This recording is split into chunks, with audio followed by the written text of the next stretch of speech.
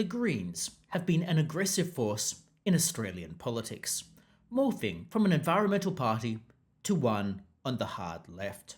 However, after the 2025 federal election, it looks like the Greens are set to be nearly wiped out in the House of Representatives. And in my opinion, it couldn't happen to a more deserving party. Indeed, it looks like Adam Bandt, the leader of the Greens, might lose his own seat of Melbourne. At the time of recording, the Labor member is sitting at 52.7% of the vote, and Adam Bandt, the incumbent, is sitting at 47.3%. Adam Bandt looks like he is set to lose, and postal votes are streaming in, and they don't appear to be going Adam Bandt's way.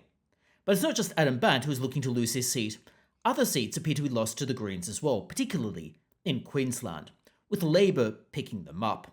These include Griffith and Brisbane, with one in particular being Matt Chandler Mayor, who appears to have lost his own seat, which is much to the relief of almost everyone who doesn't like hard-left, ultra-socialist policies, including policies that are really attacking anyone who is owning a property.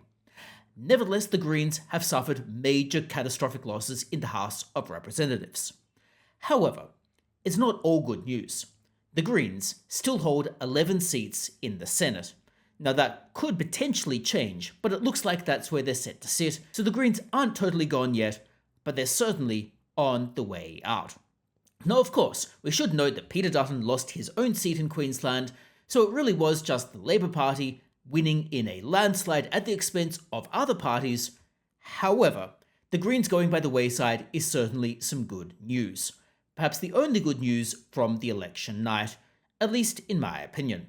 So let's have a look at what went wrong and the Greens' reaction to it. Now, in terms of what went wrong, well, the Greens have laid the blame at the feet of the coalition. Oddly, the Greens have claimed that the coalition, because they didn't preference the Greens first on their ballot paper, the coalition caused their campaign to do badly. Now that, of course, has a couple of problems with it. But here's what Adam Bandt said. Specifically, he claimed that while our national vote has increased, the collapse in the Liberal vote means that Labor will win the seats of Griffith with Liberal preferences, and Brisbane too. Now there's a couple of issues I want to take with that. The first one is he appears to assume that Liberals should automatically preference Greens first rather than the Labor Party, and that they are entitled to Liberal preferences. That is my inference from his Twitter post. However, that couldn't be further from the truth. The Greens are not entitled to anyone's preferences. They have to earn it. Secondly, people allocate the preferences the way they would like. Sometimes they follow how-to-vote cards, other times they don't. The second thing is, say the Liberals actually did a bit better in this election.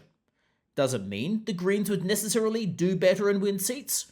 I'm not convinced that it would. After all, say the Liberals did a little bit better, and then the Liberals had the Labor Party as their next preference. Well, the Liberal candidate who loses, their preferences will just go to Labor. Even if the Liberals had a higher primary vote, it does not follow that a higher primary vote for the Liberals would automatically translate into a higher preference preferred for the Greens. The second thing I take issue with is Adam Bandt saying that the Greens had a higher vote. Well, the population has increased over time, but the Greens had a swing against them of 0.5%. I think that's important, because we need to look at the percentage vote you get if we're going to be talking about increasing your vote. Not just the number of votes, but the vote share. Now, focusing on the other seats they're losing, like I said, Adam Bandt looks like he's set to lose his seat of Melbourne. He's losing that nearly 53 to 47 at the time of recording. However, we've also got Brisbane and Griffith. There is one other seat that the Greens might retain. However, that is a little bit too close to call at the moment, in large part because it's not clear who is going to come second in that electorate, and therefore it's not clear how the preferences are going to be allocated. In particular, there's a toss-up for second between Labor and the Greens. And if Labor takes second, then the Greens are not going to win that seat, and the Labor Party would, just due to how preferences would flow. Now, of course, like I've indicated, Adam Bandt has tried to spin this result as somehow being a vindication for the Greens, with their national vote increasing, and also them losing just due to the Liberal Party. Max Chandler Mayor has also described Parliament as truly awful, and he didn't really want to be there anyway, which is an interesting response for someone who is running for Parliament. If it was truly awful to be there, and he didn't really want to be in Parliament, why was he running?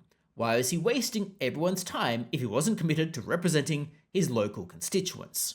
one wonders whether it was just an attempt to big note himself, which would not be surprising given the nature of the Greens. Now, in terms of what exactly went wrong for them, well, I'm sure that many people who are potentially Greens voters might have a different view of this from me, but I suspect that the Greens have just gone too far to the left. They've gone too hard left on many policies, hence why they got a bit of a swing against them, and hence why fewer preferences are flowing toward the Greens. Now, to be clear, the Greens do get a generally similar level of votes each election. However, they aren't growing their voter share, and that is a problem if the Greens actually really want to have very much say. Certainly they can have a position in the Senate, but they're not going to expand their base if they shift further and further to the hard left. Now, I've seen this in various policy areas, such as their slightly confused stance on the conflict in the Middle East. Then we've got the economic policies, which are a recipe for a complete economic disaster. And there are a myriad of these policies, but let's just pick a couple of them. Firstly, the goal for rent caps. Well, that obviously is stupid, because if you have rent caps, no one is going to build more properties, and that is obviously going to create an issue for housing supply. And fiddling with those policies is just going to exacerbate the issue. Rent caps have failed everywhere they have been tried. They also proposed a 10% wealth tax on billionaires. Now, that effectively would seize 10% of the wealth of Australia's billionaires, of which there are about 150. However, that is just going to lead to capital flight, because no billionaire is going to sit around and just let the Greens take 10% of their wealth every single year. They're going to leave the country. Whereupon they might try to bring in exit taxes, as has been tried elsewhere, but what that just means is people just won't set up businesses here to begin with, and this undermines the economy. I.e., if you know you're going to be hit with a wealth tax, you're not going to do business here, you're going to set it up overseas. It doesn't take a genius to work that out. However, it appears that Adam Bandt's PhD in Marxism hasn't actually made him any smarter. And then we've got their very aggressive push toward net zero on an accelerated time frame that simply is not going to be economically viable. We can all talk about exactly scaling down emissions. However, it needs to be done in a viable and sustainable way that is actually going to make sense and isn't going to annihilate our economy. And of course, let's not forget the Greens' Indigenous policy, which effectively would have called for a treaty, and presumably with a treaty, tithes to be paid to Indigenous Australians. The Greens were very much on the hard left when it comes to policies. Whether or not they change in the incoming parliament and learn their lesson, it remains to be seen. Perhaps one of the first tests is going to be their approach to so-called Division 296, which would have involved the hiking of taxation on superannuation and the taxation of unrealised capital gains. Notably and interestingly, the politicians are exempting themselves from the tax hike and the hike on unrealised capital gains. But that shouldn't really surprise us, that the politicians are exempting themselves from a tax hike. If the Greens want to perhaps claw back some credibility, they'll resist what is obviously a stupid law. Now, of course, the Greens' terrible policies were one reason they did so badly in the election. Perhaps another reason is the truly terrible candidates they fielded in many of their electorates. Let's take, for example, the Greens candidate for Fowler, who very much appeared to go all in on queers for Palestine, seemingly not realising that gay and lesbian people would not be treated so well all the way over in Gaza. So when we add all of this together, what do we get? The Greens had a terrible policy offering, mediocre to awful candidates, and the electorate simply didn't like what they were seeing. The Greens had no credible plan to make people's lives better. Rather, the Greens' plan was just to tear people down without actually having a corresponding improvement in people's livelihoods. And people saw through it, and they decided to not vote Green, or rather, decided to preference Greens further down the list than they had in the past. And the Greens lost ground. And Adam Bandt lost his seat, and it couldn't happen to a more deserving set of politicians. We can all be thankful that they have been thrown out, and that Labour is not having to govern, at least in the House of Representatives, with the Greens. But let me know your thoughts about the Greens in the comments below. Do you think they should have done better? Do you think they should still be in Parliament and have lots of seats? Or do you think they should just be turfed out? Let me know what you think in the comments below.